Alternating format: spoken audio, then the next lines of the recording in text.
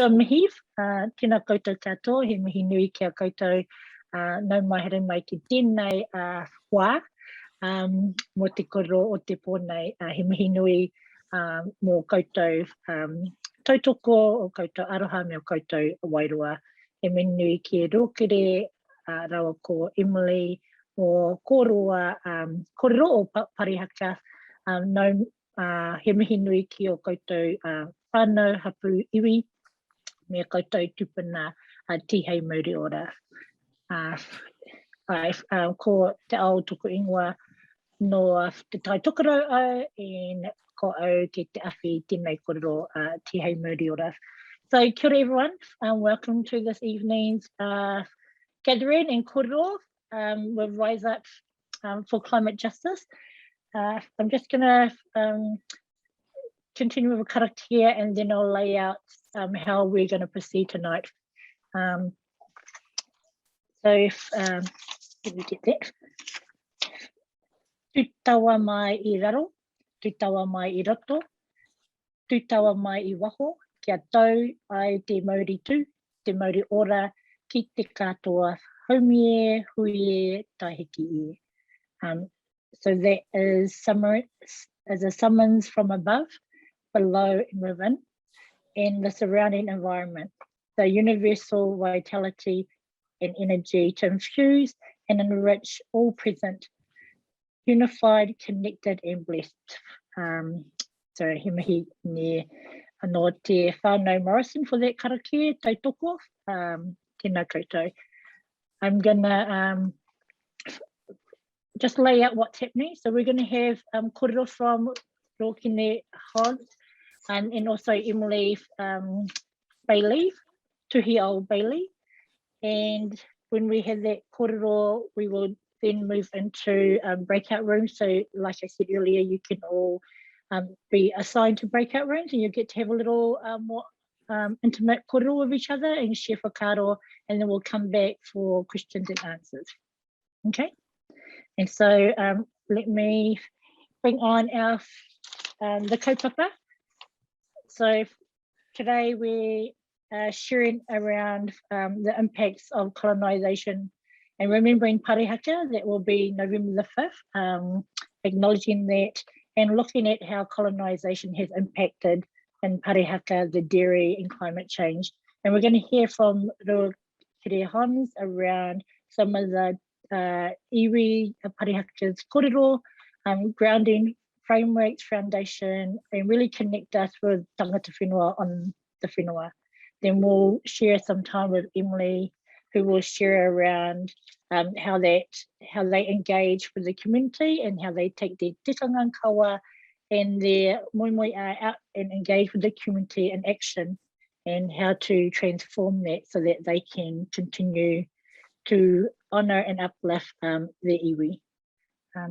Yes, so I'm going to mihi atu kia koe Rōkere, if you're ready to come in and join us.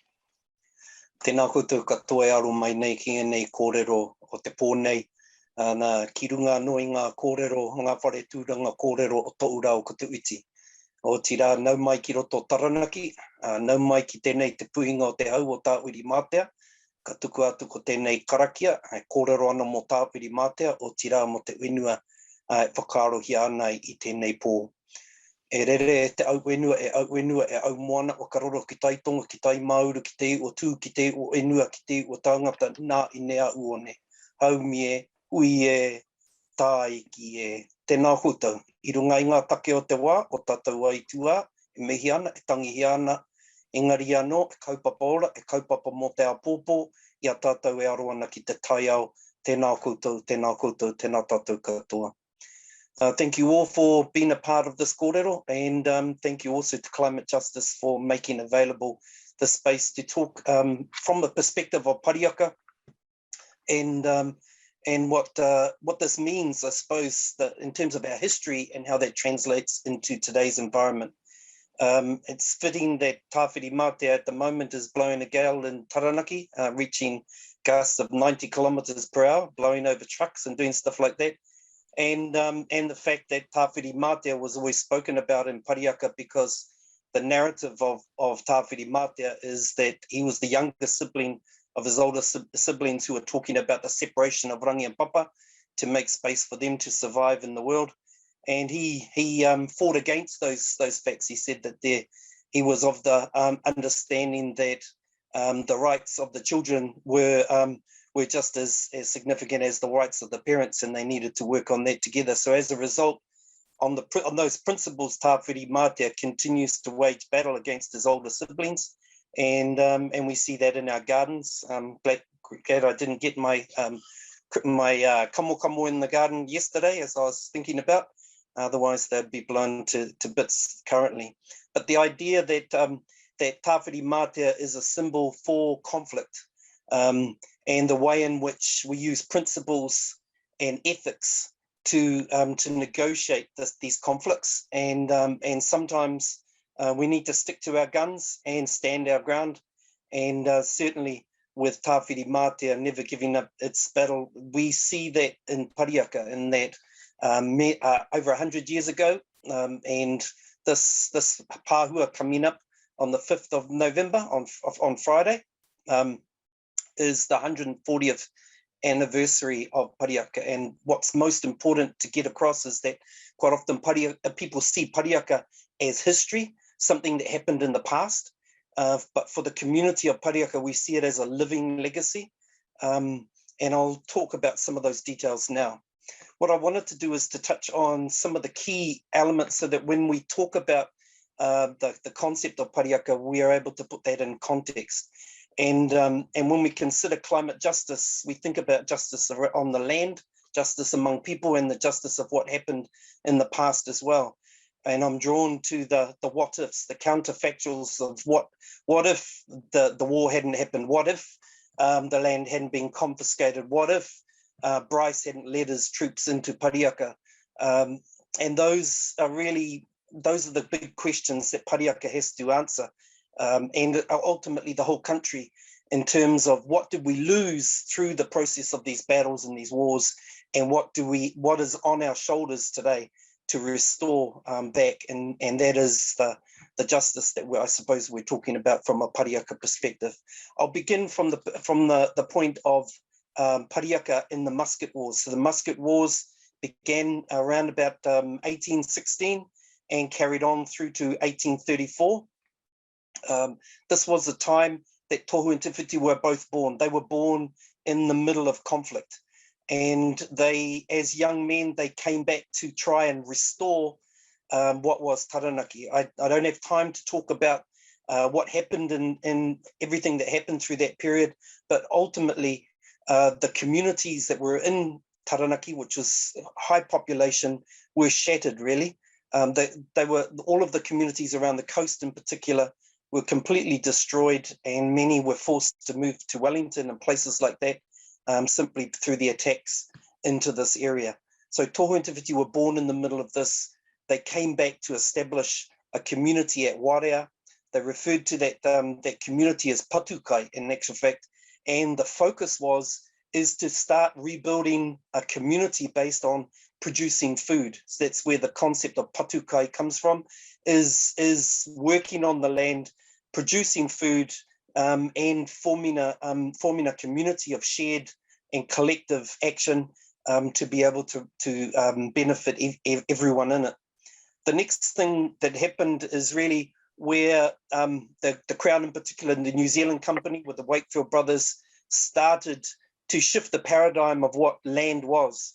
And so land started to be seen less as a place to stand and a place of identity and connection, and one more into a commodity. And so the Wakefield brothers, and in actual fact the government, eventually with the signing of the Treaty of Waitangi, looked to buy land and then sell it at 250 times what they paid for it, as a means to generate huge amounts of wealth to run the government and for the company, New Zealand company. And Tohu and Tifiti and the leadership within Warea and of the hapū of Patukai, they could see that the land was far more valuable than what they were being offered. They refused to sell land, and they made an oath in 1854, tangata tō mua, whenua tō muri. people will give themselves up rather than give away their land, to sell it, to give it up in battle, or to simply give it away. The focus was to retain land, to develop it economically, and to create an environment that Māori could live under tikanga Māori and under principles that where they were able to express the rangatiratanga. What happened, however, when Taranaki as a whole, not just the people associated with tohu and te whiti, but the people within Taranaki refused to sell land, that was the beginning of the tension that led to war. And so the first shots that were fired in Waitara was really the complete destruction of all the aspirations that they sought to achieve. So the community of Patukai at Warea, they had been working for 15 years developing an economic base growing wheat. They had flour mills, and actually te whiti used to manage one of the flour mills. To develop an economic base, they could see that this technology, that these new crops was a way forward, and they sought to harness that. However, as soon as the war started in Waitara, they could see that the Crown had no intention of allowing Māori to participate in that. So when the HMS Niger arrived in New Plymouth, it didn't go to Waitara where the battle was. It moved further around the coast. It destroyed Kaipōpō and killed one of the rangatira of the main rangatira of Warea, and then carried on around the coast and bombarded the community that was Patukai for 48 hours. The people were forced to leave. Tohu and Te Whiti led them to Ngā Kumikumi. That was attacked. They went to Te Puru and Kekeua. These weren't fortified forts or in any way of aggression. They were simply communities trying to establish cultivations and an agricultural base. They were then, they moved to Waikoko, they were attacked there, and then they came to Parihaka. And I'd like to touch on four main things that I think help us understand really what was that beginning period of Parihaka. They referred to that as te taua te haiata.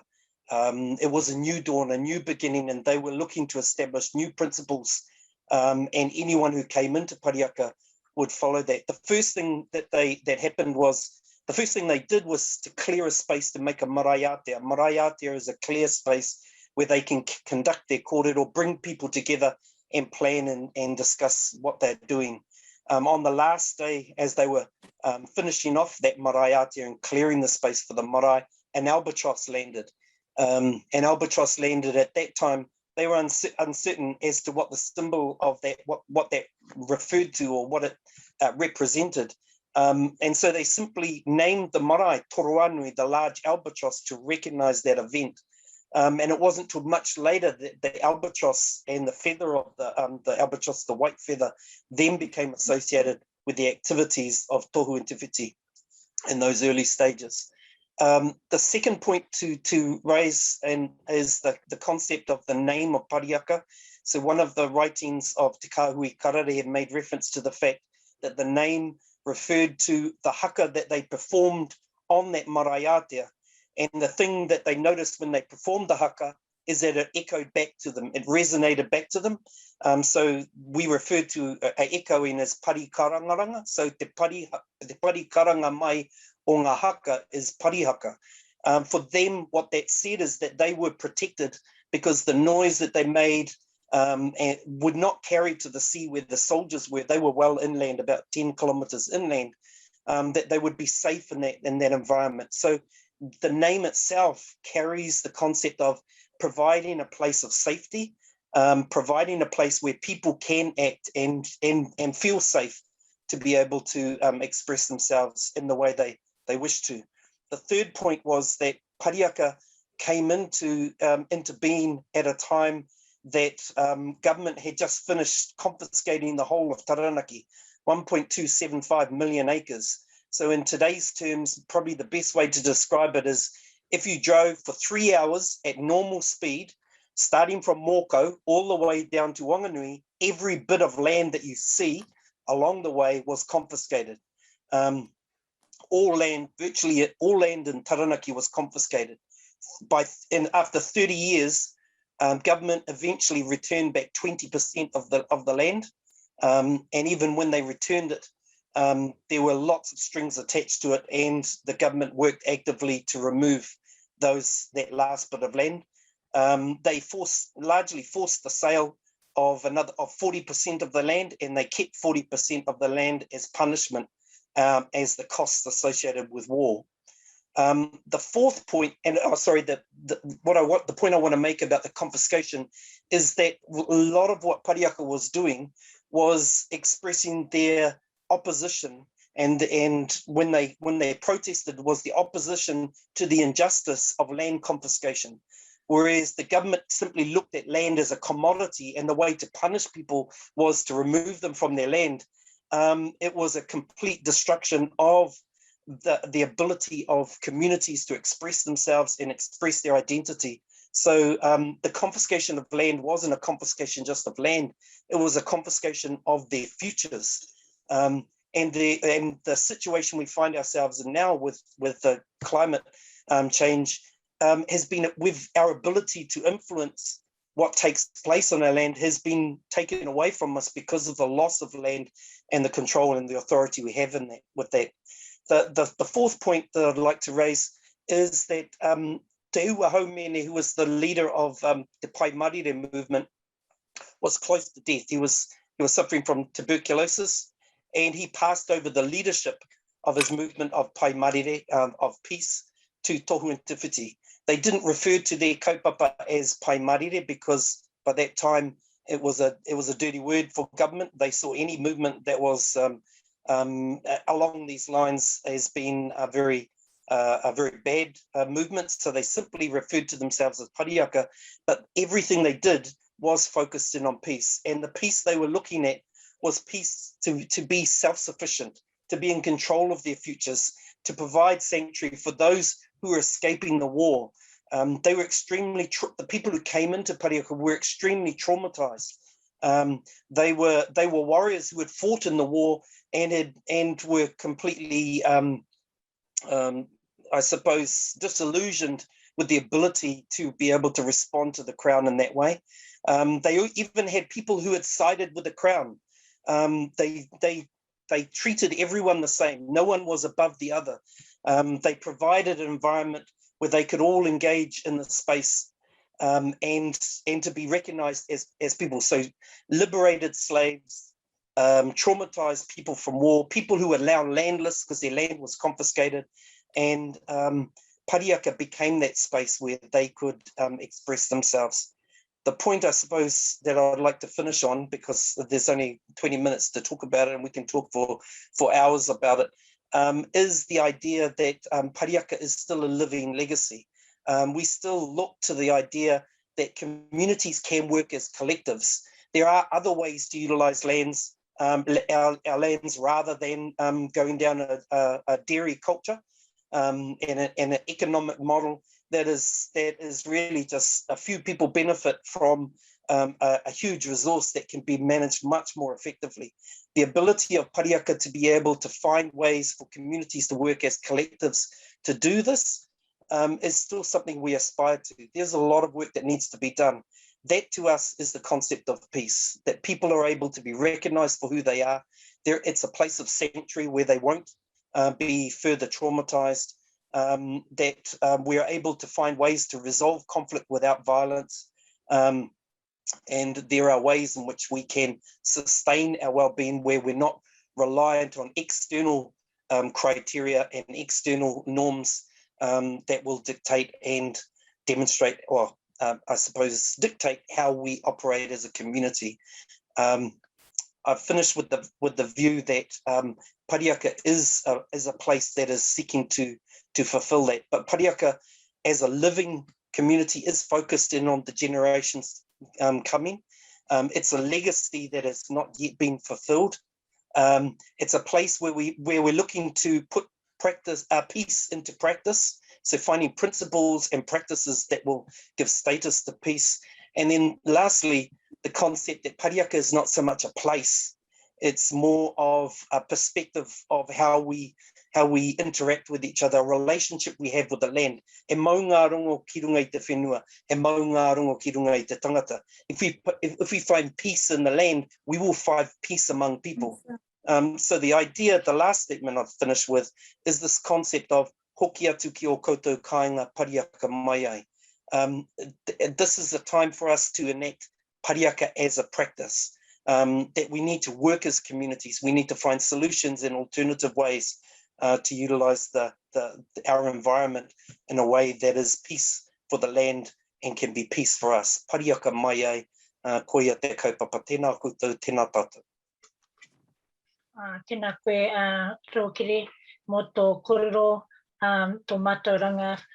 And just thank you for your sharing and the vitality that you bring to that kōrero, and and also connecting us with your tupuna and the moimoia of Parihaka. I also wanted to acknowledge you because your land's long-standing advocate of te reo and revitalisation, and your sharing identifies and acknowledges your commitment to your community and Parihaka, and as a leader or someone who is carrying the kōrero, to really acknowledge that, and and also your position in having your time. So ngā mihi, thank you for that kōrero and spelling that out for us. Kia ora, Emily. So kia ora, thanks, ngā mihi kia koe, everyone. This is Emily Bailey, and also Emily Tuhiao Bailey. You might see her on Facebook as Tuhiao.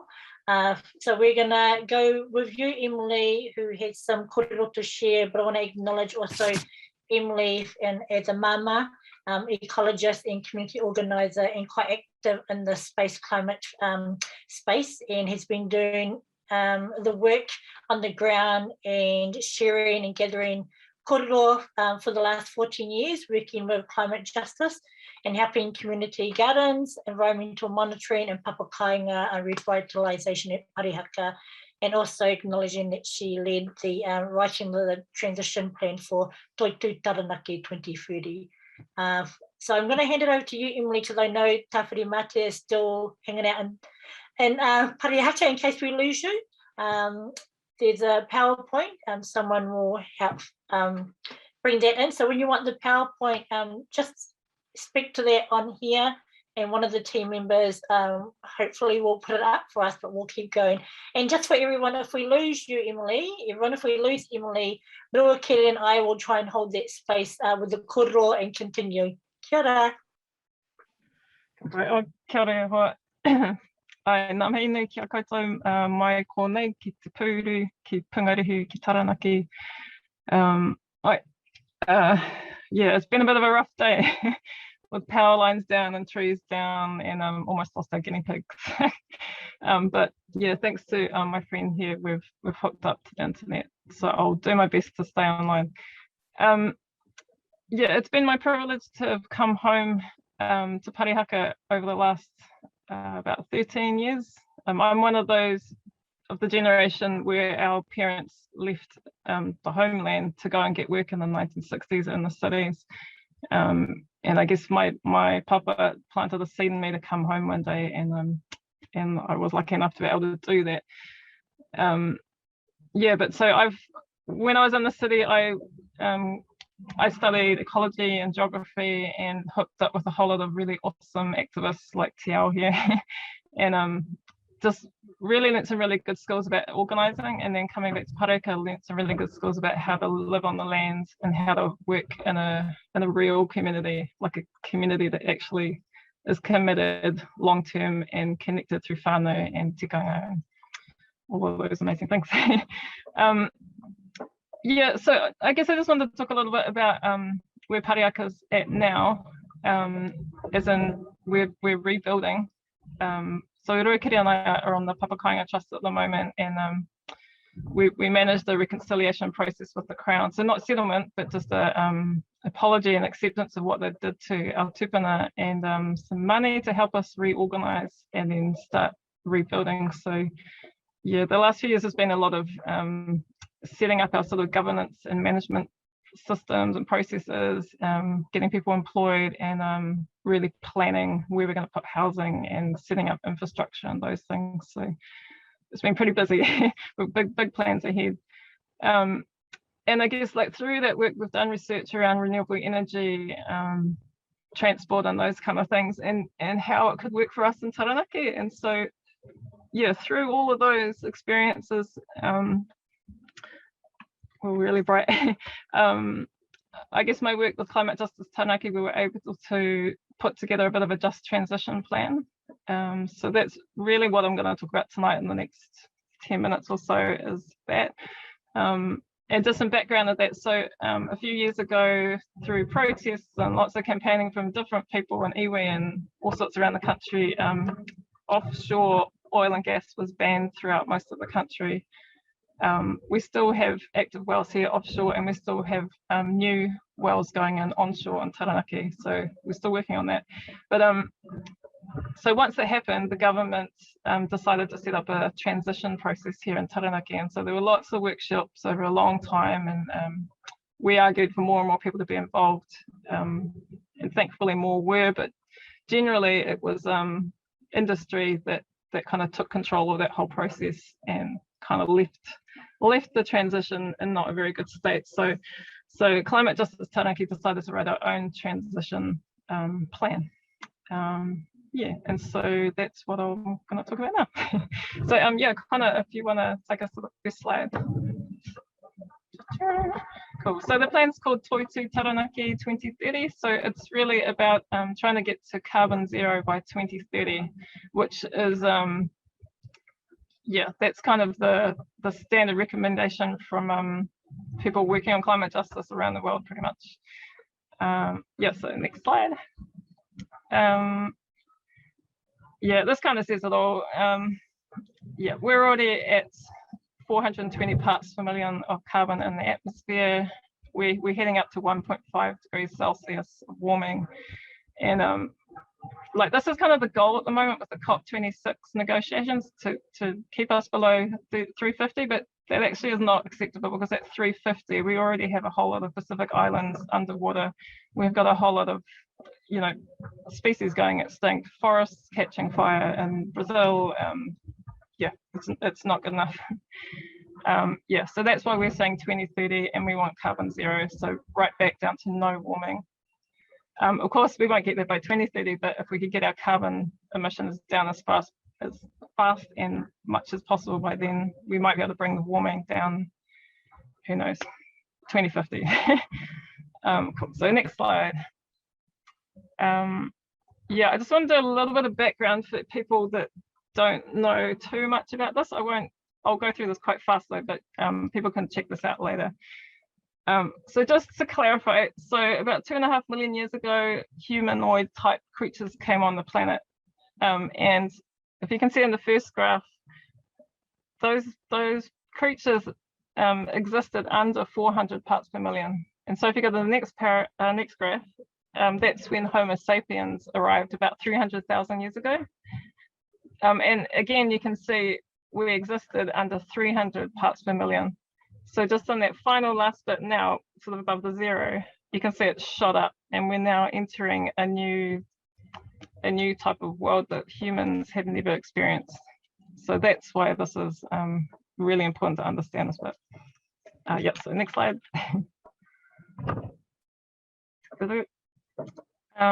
Yeah, and so I always say understanding the problem is half the solution. A lot of the time, like when we're in the transition workshops, people were like, oh, all we have to do is get the carbon emissions down, but it's not. We have to do more than that, because it's not just carbon. So I'll try and explain that a bit here. So next slide, please. Yeah, so this is taken from pollen records. This is sort of an illustration of how much forest cover we had in Aotearoa. So if you look around 1300, that was roughly when Māori arrived. And as you can see, we took out some forests and we created gardens in Papakainga a little bit. And tussock land kind of filled in where the forests were generally. And then there was a really long stable period of several hundred years where we seemed to hit an equilibrium. And then tauiwi arrived from other countries, and you can see again a huge, much bigger chunk of forest was taken out, more crops and settlements, but this huge chunk called exotic grassland, where they started importing plants and grasses. So if we go to the next slide. So yeah, so really this is about how colonization affected Aotearoa, not just in taking away our land, but changing our land. So with this graph here, you can see from like the 1860s onwards, the green bit, agriculture, we had sheep and cattle brought in huge numbers. And the same fossil fuels, we started really increasing the use of those, and they went in tandem. And so now the amount we use, you know, 2-3 generations later is massive. So the next slide. Oh, next slide, Connor. Thanks.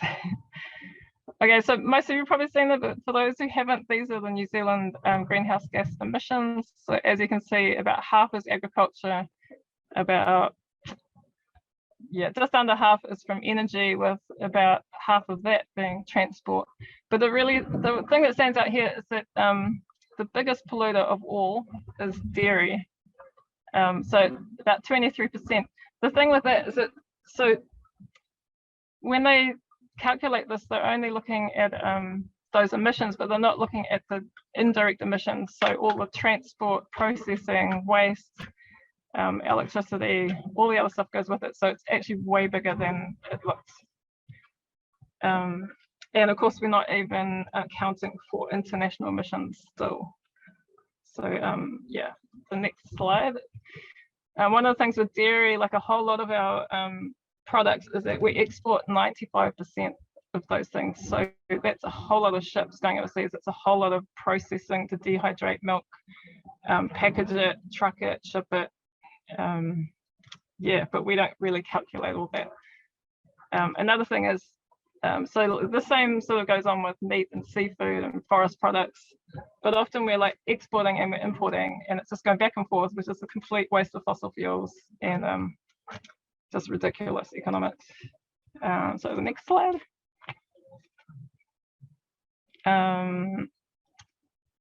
Yeah, I might just skip this quite quickly. It's just basically, so the government is saying at the moment they're going to halve our emissions by 2030, and it's a load of rubbish because they're doing this gross net accounting system where they compare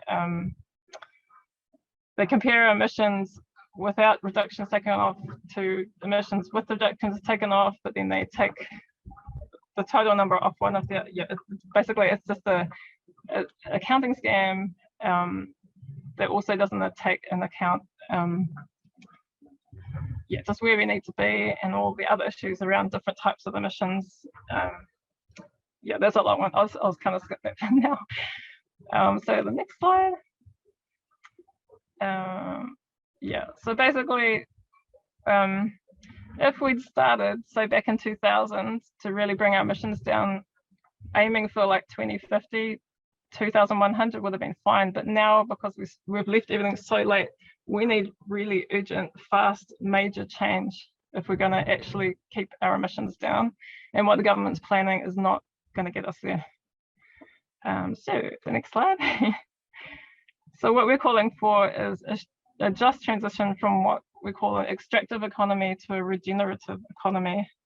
So if you look on the left, an extractive economy is basically where you take resources, you take people's labor, you extract from them, you have military and power of the media to control what people think and believe and how they can move around. And the wealth of that goes into a small group of people. A regenerative economy, of course, is where you take but you give back, and it's people can participate, people are cared for, and the purpose of it is to look after everyone and the planet so we can survive, not for just a small group of people to get rich and powerful. Of course, getting there doesn't just happen overnight, so we have to build the regenerative economy, but we also have to stop the extractive economy. Often people want to just build the new, but it doesn't work when you've still got the bad stuff going on. There's also we need to shift the power from the top down to the bottom, and we have to shift the funding and resources and money down to the bottom, and that takes a lot of pressure. We're starting to see that with iwi getting more power and more resources, but it's still not enough, obviously. Yeah, and just that bottom bit's around really filtering the values and narrative that we get from that extractive economy, to get rid of those ideas of having to consume, having to work like mad, to actually, you know, we can share stuff and we don't need to do actually that much, and we can survive off a little bit less and we'll be fine. Yeah, so how do we do this? So the next slide. So yeah, our document's about 50 pages long, so I'm just trying to summarize it real quickly. So I guess the three biggies are energy, agriculture, and reforestation. So we tried to sort of work out some targets for that, but generally it's just bring down energy and agriculture amounts to as little as possible for what we need. And reforestation is just plant like mad, because we're going to need plants a lot, like everywhere, to draw down all the emissions we've already put out, plus to just stabilize things. So to get there, to get our targets, we need physical change and we need social change. So we've got two little action plans on energy and transport, and one on reforestation and agriculture, and then same with political and cultural change. And I'll just go straight down to the next slide. Yeah, so we tried to put a bit of a flow diagram so it's a bit easier to read, but it's basically, it's a 10-year plan. So the grey is kind of the stopping the bad, and the white is the building the good. So it's, for example, it's like no new coal, oil and gas permits this year, but you know, we've failed that already because the government already gave out 2 permits this year in Taranaki. Yeah, and then basically phasing out production by 2030. Yeah, trying to work out how much time I can go through this. Yeah, like a whole lot of things like, you know, promoting public transport in the next, you know, the next 5 years is quite crucial. Next 3 years. Supporting energy efficiency retrofits in housing. I mean, lots of people talk about getting different types of heaters and heat pumps and all that kind of thing, but actually if we have good insulated houses, we often don't even need any heating or cooling at all, which is a major energy reduction there. Yeah, it might be better to talk about this a bit later, but yeah, basically this is kind of a plan, and if you read our document, there's more in there.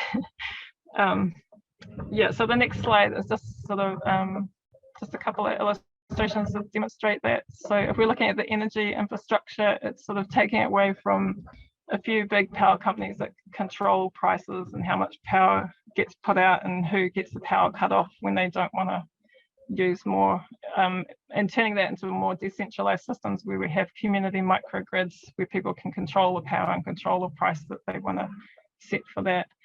And we have multiple types of energy that's renewable and no more coal and those kind of things. So the next one.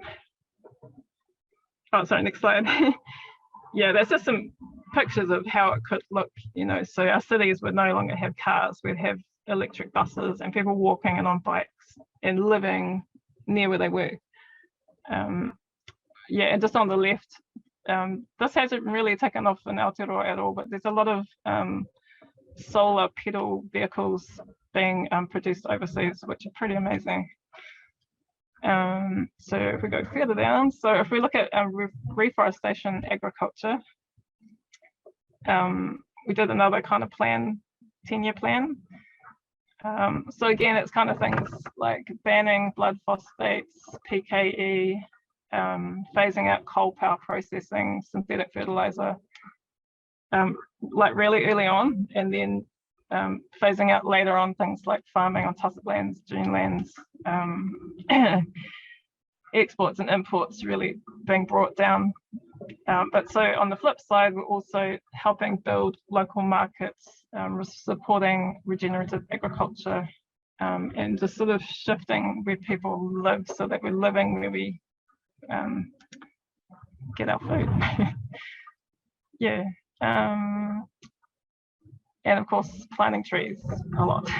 So a cool thing in Taranaki is we've got about 50 or so people from the various iwi now who are paid to plant trees and monitor the environment, and it's like a massive workforce that's really building, and it's cool to see. It's full-time, long contracts. Yeah, same with things like log houses, seeing that around Ruapehu, hapū there, doing their own milling and building houses that are really well insulated and affordable and solid, last hundreds of years.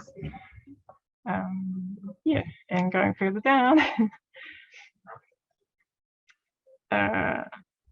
Next one, Connor. Yeah, and yeah, so just some ideas on agriculture. So, back in the day, like in Taranaki, half our diet was kaimoana and fish, and now, it's almost scary to catch fish because we don't know if there's enough. Yeah, and these ideas like food forests are amazing ways to regenerate forests while growing lots of food. Yeah, but I'll skip on. Yeah, so the political and cultural change action plan, that's quite a major, because all those other things won't really happen unless we kind of get this happening. So that's around just changing the narrative so that Indigenous people and people on the front lines of climate change are put at the front. So, low income workers, people have to work outside, people in, rural communities, or, those living in their cars in the cities are put first. Yeah, so rather than giving out subsidies for people to buy brand new EVs, we're putting money into public transport and social housing. And people know why, because they get the value of protecting our most vulnerable. Yeah, so these are just a whole bunch of ideas on how that can happen. Yeah. Yeah, so it's just, trying to, for a long time, I guess, like environmental activists and social activists haven't been, have struggled to work together because of various reasons. Sometimes to create jobs, people think it's, we have to harm the environment because there's no other way, because people aren't in control of their employment a lot of the time. And same with, the environmental movement. Often we think, oh, people are just the problem, they're terrible. Why should we bother about trying to protect humans? We just need to protect the planet. But it's trying to see that actually it's all the same, and we need to have compassion for humans, and we have to have compassion for the planet, and work together, because when we work together, we're kaka strong. So yeah, so the last slide is just just really sort of emphasizing that what we really need right now is people that understand transition and can teach and educate others to educate others, and we need activators to be implementing the change we want and stopping the things we don't want, and everyone really working together.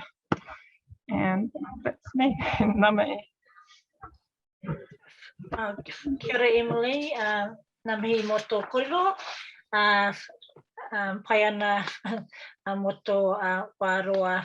So thank you, Emily. It's great that you've been able to present everything, and really want to acknowledge all the work that you and the whānau, hapū, the iwi, and also the community have been collaborating and working in, and just acknowledging some of the support, the relationships you've been developing in Parihaka, and also the allies that have been involved and contributing. And I know that we've had some wonderful experiences in Parihaka who keeps giving and inviting and sharing every month, and then every time different groups turn up, you don't turn them away, you invite them in, you manaaki them. And I think that's what we've all experienced, and I hope that everyone who's hearing can feel that through the kōrero and experience it one day by arriving in Parihaka.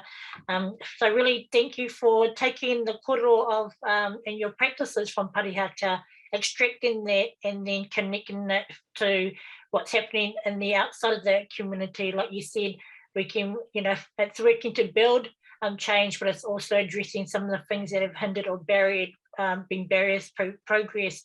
And so I think it's important that that whanaungatanga, that connectedness, is about getting everyone on board. But in that note, I'm also aware of Ruakire's kōrero around the marae, and bringing us to tāwhiri mate, the tohu, about the tupuna, approaches and frameworks, and passive resistance, about peace. So you've given us some really good grounding, and I just want everyone listening to really connect with that, and please present some questions if you want some clarity, if you think that we've seen some in the chat, you're asking for the document that's on the chat, the link there. But if you can resonate with that and have some thoughts around what can you contribute, because we're moving into how do you take this kōrero of Parihaka and how they are working with their community, and how do you extract some of that learning and translate it and transform it into where you're at, because we don't all need to race to Parihaka, because you have hapū and iwi in your own areas that are facing the exact same thing, and it's great to turn up at Parihaka, but we can do it in our region. So I know that a lot of you come from different places in this motu, and even if you're from overseas, climate issues are happening all over the globe. So connecting with the tangata whenua, the First Nations people there, is quite vital, as what's been said here. And so, acknowledging that everyone needs to be visual, we need to see the faces, make them visible again. Those people are suffering who don't have voices, and tangata whenua. But I think as we progress and have kōrero, it's how do we do that, especially if you're not First Nations or tangata whenua, how do you do that, contributing to uphold tangata whenua development and allow them to grow and be the richest that they can be, the greatest that we all can be, while also contributing and evolving your rōpū. So if you're allied and you want to evolve your identity and your contribution, how do we do that respectfully? How do we coexist and not undermine or not get into divisions that we're even experiencing today? So those are some of the things we want to think about. And we've got Ruakire and Emily who will be staying with us as you have your own kōrero, and then maybe during the Q&As, which will happen when you get put into you'll get to choose which breakout room you can go to, the host and some of the questions. You can go there, share some whakaaro, and then come back. So we might look at some of the questions right now that are happening, so we can generate some more whakaaro, some aha moments. Something might just resonate with you, or you might drop or have some enlightenment. So yes, part of this also in the breakout rooms is that you'll be led through a kōrero. And I think one of the ways to really utilise the small time we have is to do some quick reflection, look at what might be happening in your region, or what you think from this kōrero you can take into your region, and have a kōrero on that group as well, as we get Ruakire and Emily to just respond to some pātai. And I just want to say that because Emily and Ruakire is not our only resource of knowledge.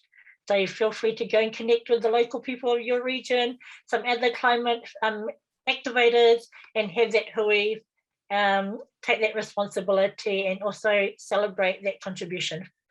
So what we've got here at the moment is a couple of questions. Please put the questions in the chat.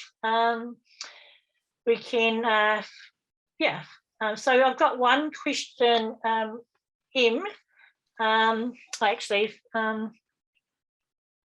one question is, in the climate movement, we talk about the relationship between climate change and colonization, but we don't often talk about how this works.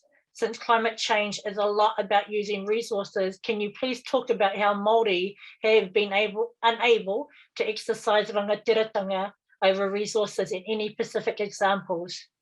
So that's kia ora, Val. So if either you can speak to that.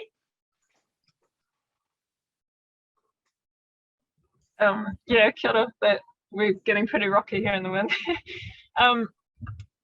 Yeah, I guess, Parihaka is a good example where we still have some whenua that's been held onto, and so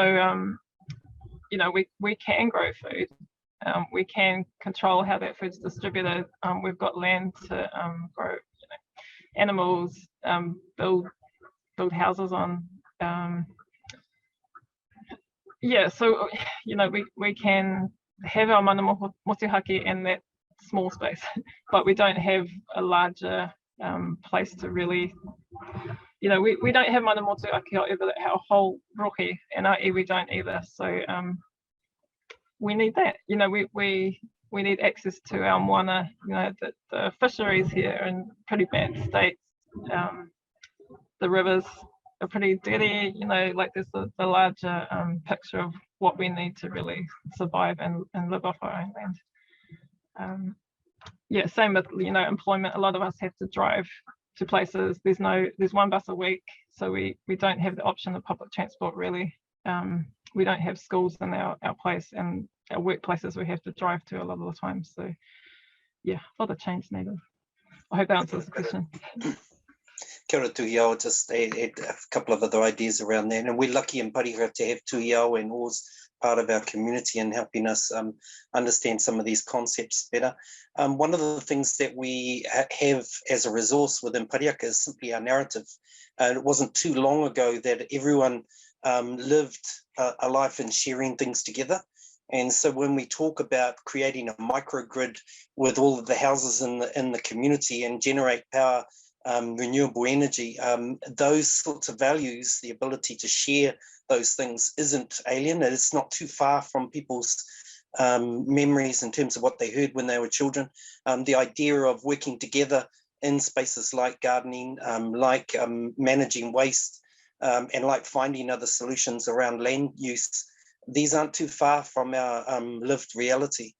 So it's, to me, the narrative itself, that legacy is a huge resource that allows us to reconsider and create a different paradigm to this simply being from what is simply what government is saying. These are our goals, and we're able to say that aside, this is what we want to achieve as a community. These are goals we want to set for ourselves. And we've seen this with COVID.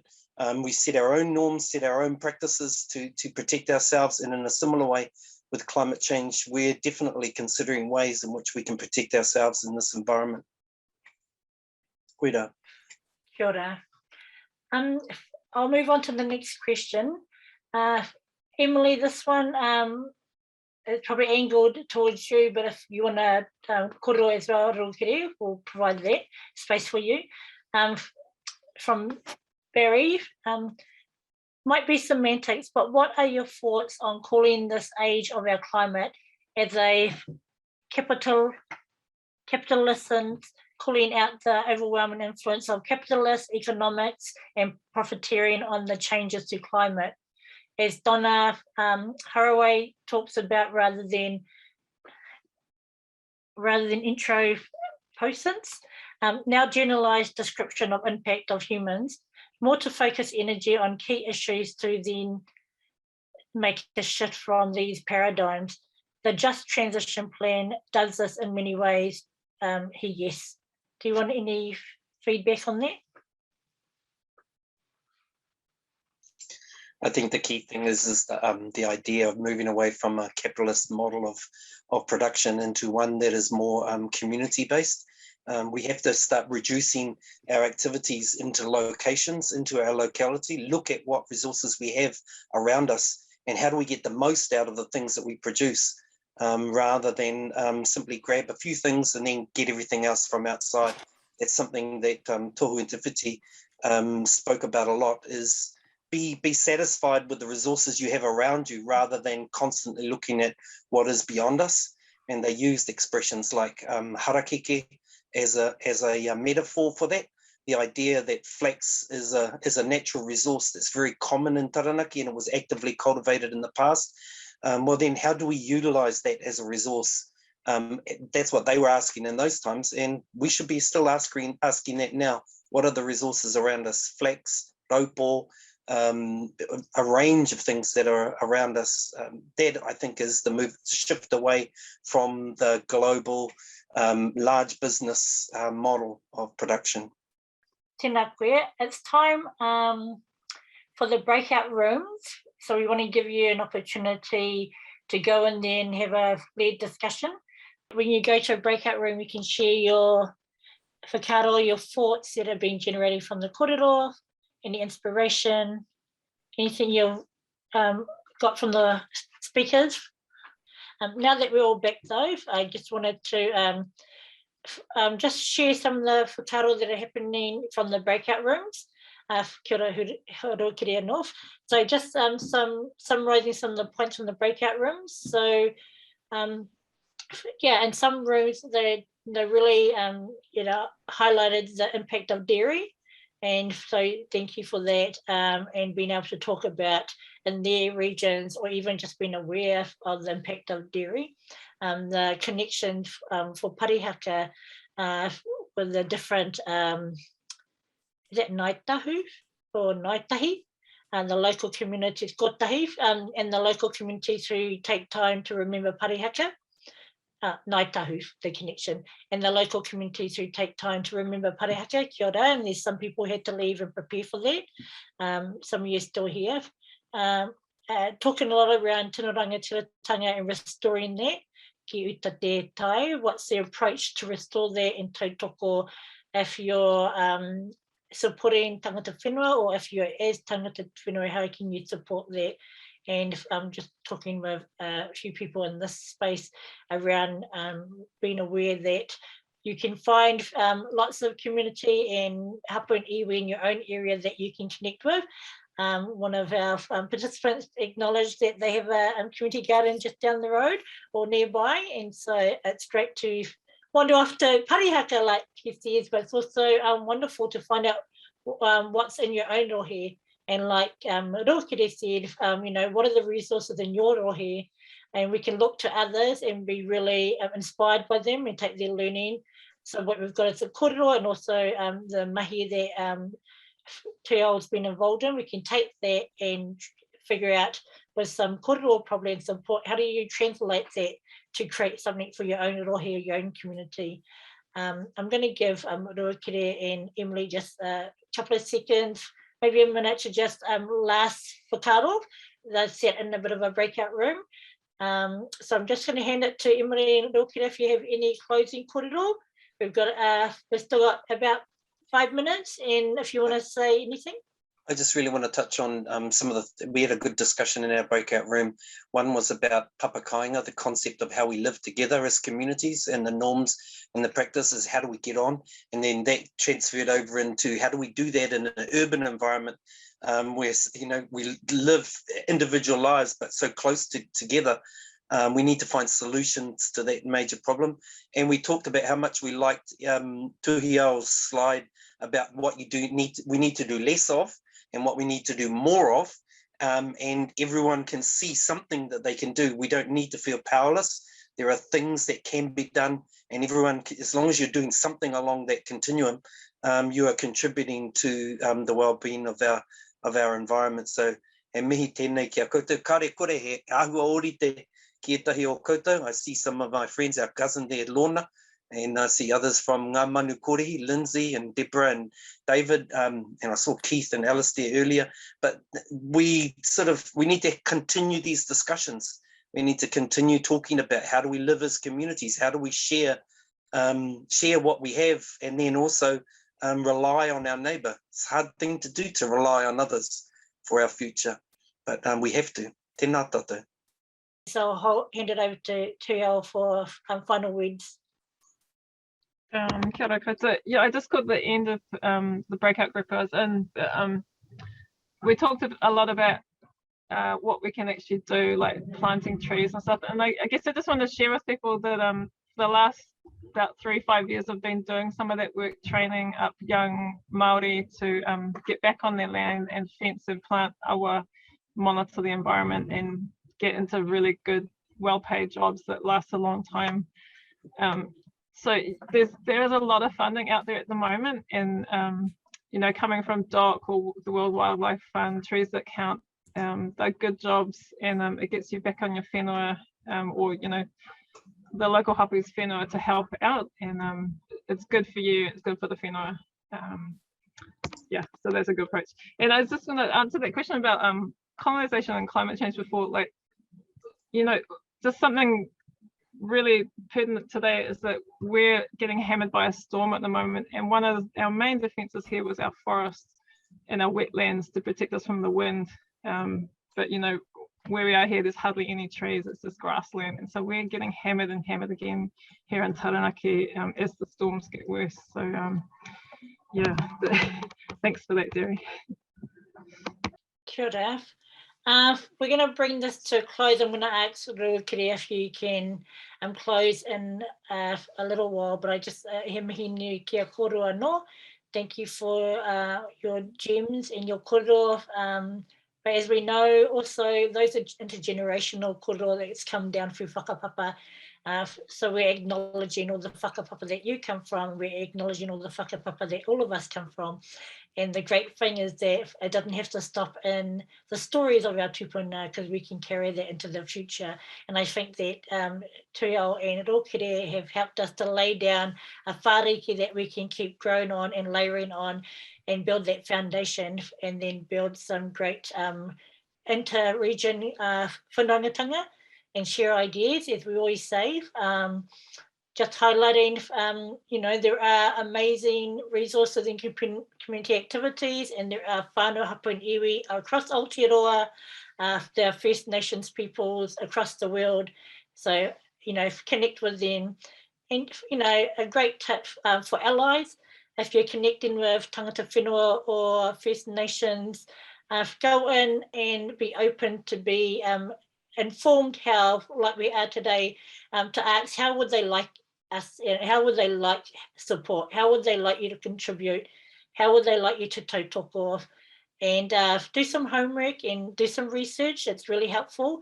We're really exhausted and we're really tired, like everyone, but as tangata whenua and First Nations, there's so much work to do, and one of the important things is to heal ourselves because of colonisation. So and if parallel, like we do that at the same time, we're contributing building, but we also have healing to be done from the impact of colonisation, as Ruakere has highly pointed. And so we are doing two things at the same time. You might not see it, but, you know, be conscious. There's lots of great allies that have done some work, reflected, analysed. Grab those people who are ahead of you, a little bit ahead of you, or further ahead of you. Have a kōrero with them and get some wisdom from them in how to re-engage with whānau hapū and iwi, because we know that people mean well, but sometimes when you come to tangata whenua to ask how can we help, some of our whānau, we are busy trying to keep them alive. So just want to share that whakaaro, you know, and then go back to your ally groups and help yourself to work through there and become reflected. So we really thank you for joining us, because this is a step in that right direction, a step in acknowledging your commitment and your further mahi. So te hei mauri ora, and I'll hand it over to Ruakere. Tēnā koutou katoa, kua huri mai tēnei pō ki ngā kōrero I rere I runga I te ipurangi.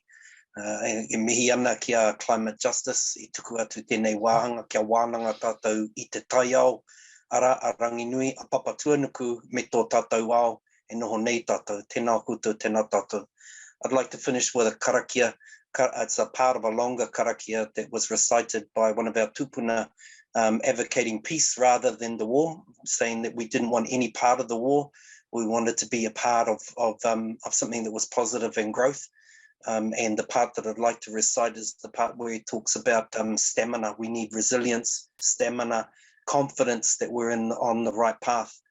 So he tika ana mo tēnei pō, ka tuku atu te karakia nei. O mai manoa nei e tū ho mai tō wairua ora e ora. Tō manoa ko taku manoa tēnei uke tō manoa ka tīna, tēnei uke tō manoa ka toka, tēnei uke tō manoa ka pautai. Tīna no o tō manoa ora e ora. Ko tō manoa, ko tōku manoa, he manoa ki mia, manoa ki rau e a turuturu o whiti whakamaua ki a tīna, tīna, hui e, tai ki. Tēnā tātou. Te wā.